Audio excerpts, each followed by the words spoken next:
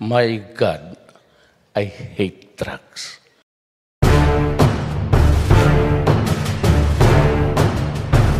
Kasi naawa ako sa bayan ko.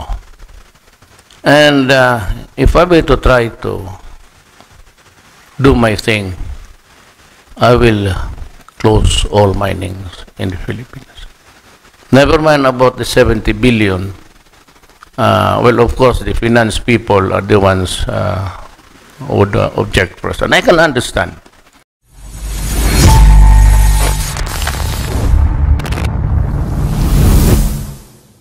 President Rodrigo Duterte.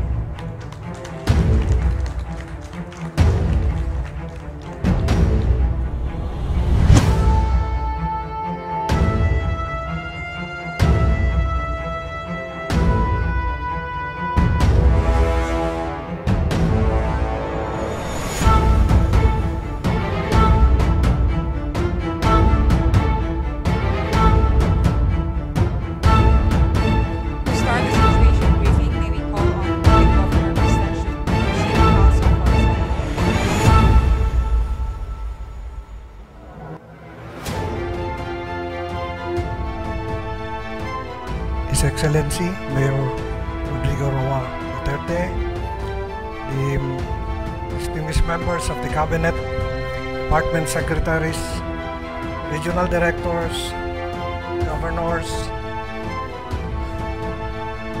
Elias Bunot and Mayamo of Ifugao, Vice Governor Florence Tingbawan, the board members of this province, Mayor Mauricio Dumogon, Mayor Palanggan of Itogon, and Mayor Salta of Trinidad. All other distinguished officials of the government, ladies and gentlemen, good evening. It's an honor and privilege to have our beloved President here with us tonight to come and visit our province that was devastated by the Typhoon Ompong. So without much ado, on behalf of the people of the province of Benguet, welcome Mayor Rodrigo Duterte and the rest of the crowd. Thank you so much. Thank you, Governor Pacalso.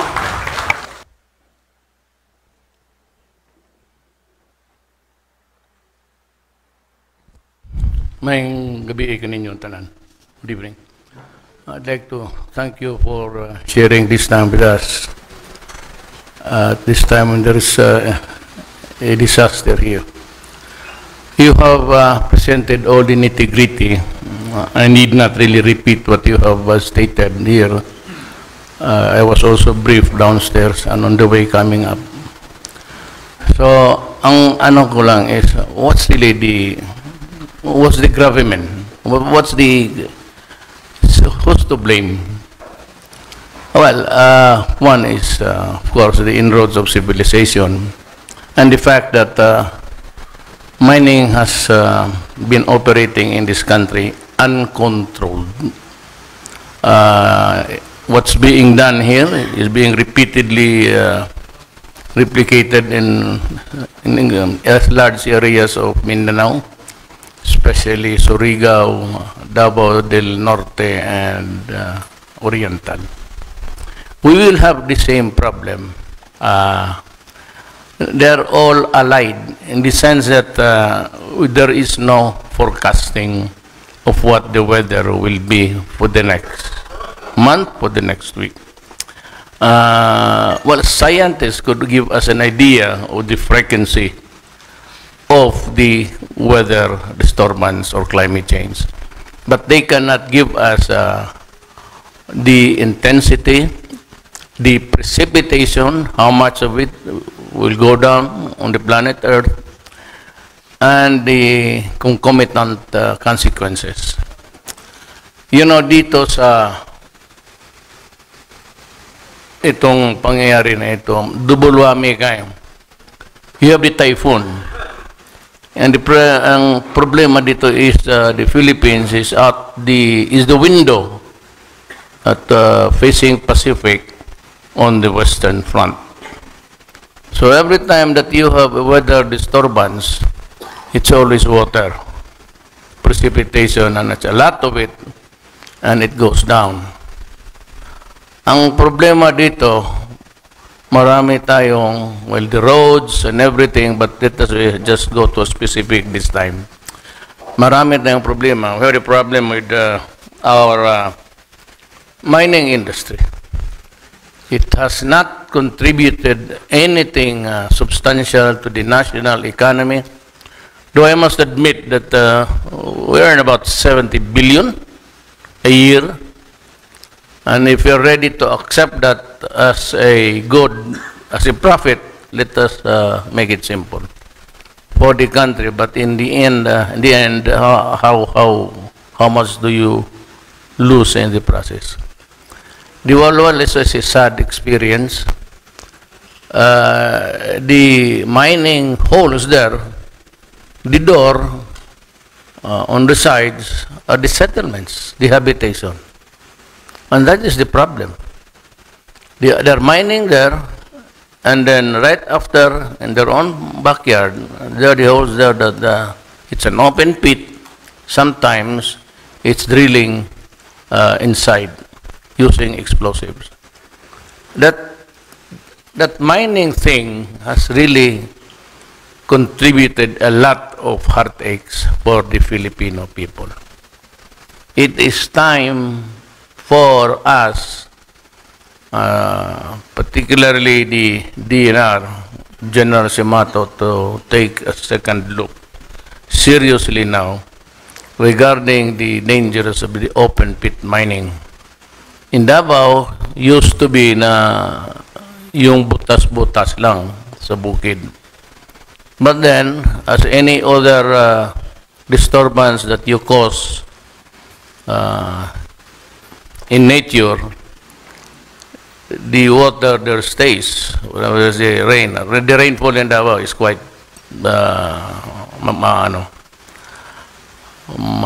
historically, it always rains during afternoon. Ganun ang Mindanao, Davao particularly. So puno yan ng tubig, plus the fact that there is no more vegetation and trees to hold the soil together, and the rocks and everything. Typically, they are just the mined over thing, lug over, o ano yung naiwan, ito yung mga illegal is yung naminahana tapos they take over. And in Mindanao, as I fond of telling people, if you travel by chopper and go low, you'd see a lot of tansan, yung sa soft drinks na baliktarin mo, the cork. Makita mo yan parang maraming tansan na tinapon dyan sa forest or a second growth, whatever. And it's almost endless because a lot of people are there in search for gold and money.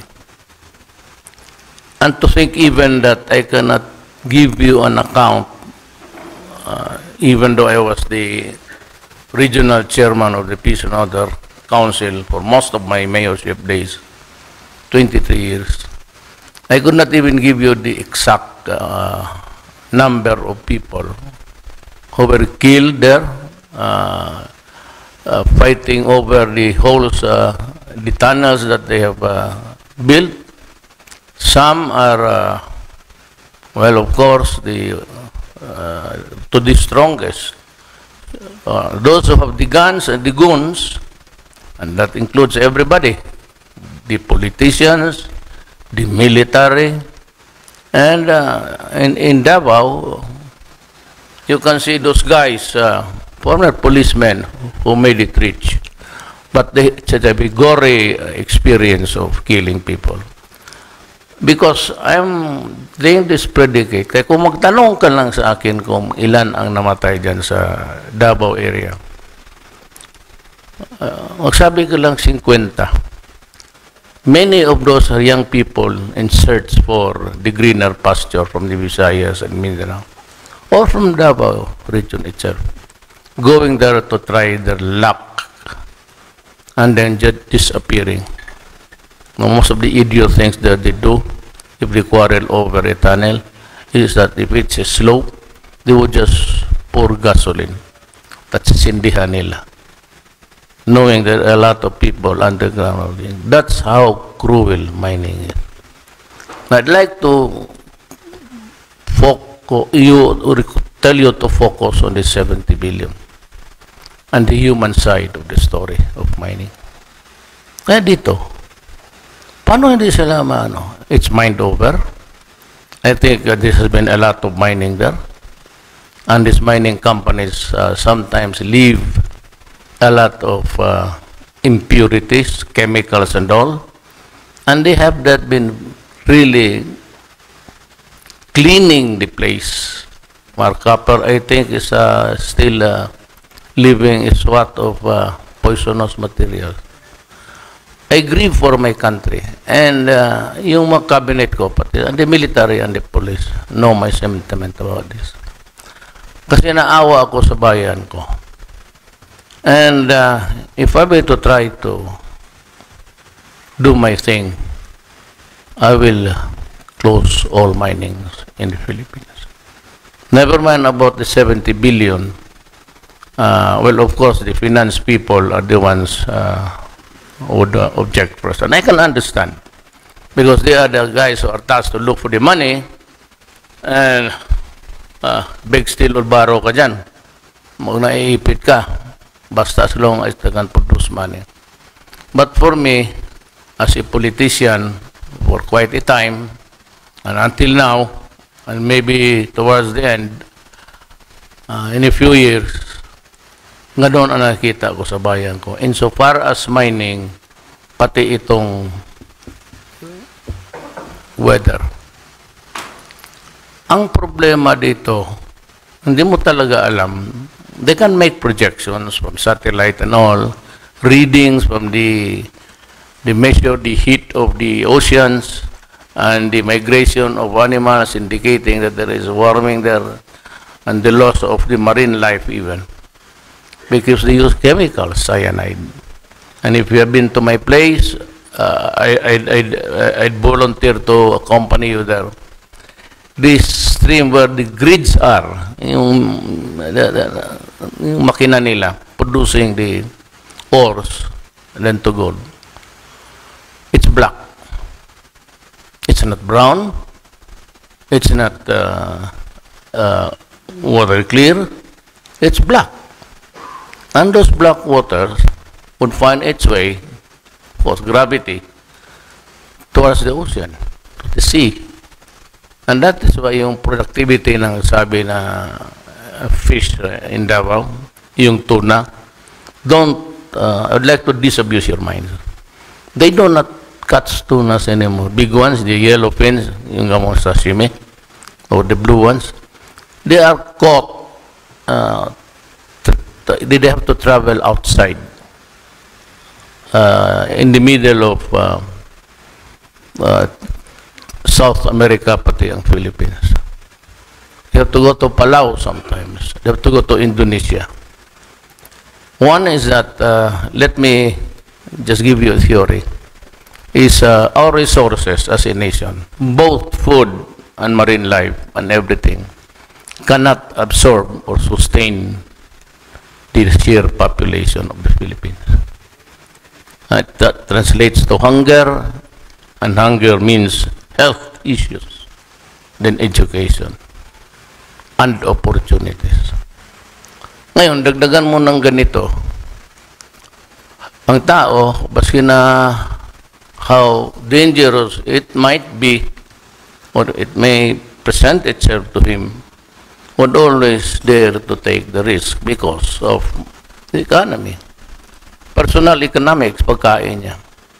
And the desire to make money because you have to send your school to children to school. They have to eat and everything that you need every day. So we have a problem because every time there's a typhoon, it does not end there. Even the naming of the typhoon from the time it is spotted or discovered until the time it reaches the area of responsibility, then you have to make fun of choosing names. It does not end there. Once it hits areas that are, habitation is heavy, density, and the fact that there are trap doors there waiting. And dito sa bukid, it's mining. So, when you hear about a typhoon, automatically, lahat ng departamento sa gobyerno, apektado na. It's not about mining only. Mining would just be there to watch. But what happens next is something to reckon with. Death, decay, lack of food, water, shelter, health. Kasali natin. At it translates into, sabi mo ang damage is 14 billion. That's 14 billion. But then you have to rehabilitate everybody. The long term is the ones that we give now. Water, food, immediately. But the schools remain occupied by the evacuees. So the children's educational system or the period is broken. So it contributes a lot of things. Kaya itong sabihin mo, if you really want to, you have to gather them and tell them straight, you cannot mine in your own backyard. And so everybody will do it, and it becomes a place of habitation. And when there is water, it goes down, and because there are no trees anymore, it weakens the soil. Then suddenly, pag napuno na, because of, you add weight. Nature counts even how many pounds. Magdinagdag mo yan dyan sa taas, including the vibration of the machines and everything, and the occasional explosion, which would shatter the structure of the soil itself. The soil itself is fragile. Putukin mo yan, anak ng, it loosens its grip with each other. And when it falls, it falls. And if there are people in the town, mining is just on their own backyard or in their yard, ayan, dyan na tayo nagkakalit-silit. We have to, if we cannot end mining, because there's a law, and to end mining, it is Congress who will have to abrogate the law. I think that we would need a respite period of inactivity dyan sa soil, and even the watershed. Itong mga shit na to, they are occupying even the watershed. Supposed to be life without water is no life at all. And even the tributaries, the rivers, the creeks, pag ang soil niyan, pati plus the chemicals that you use, patay ang isda. Ang tao walang pagkain. They used to have fish. And that was before, when there was paradise as yet. But very early it came. You know, I do not want to, I said, it leaves a bad taste in the mouth. Pero ako kasi may experience ako. And I got it from my father.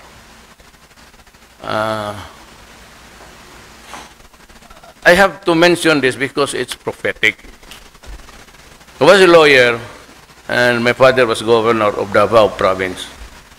Wala pa yung Davao del Norte, Sur, Oriental, Occidental, Cumbal, Bali, pati Davao City. There was only one huge province. The capital was Davao City. Once we visited Masara Mines, and for all of his humbleness, meron din nalaman ng konti. As every lawyer, a little of everything yan. Because you handle cases for mining, for corporations, ganon. That's the life of a lawyer. So he has a little bit of what it needs to be a lawyer. Though not a good lawyer, but if you survive as a practicing lawyer.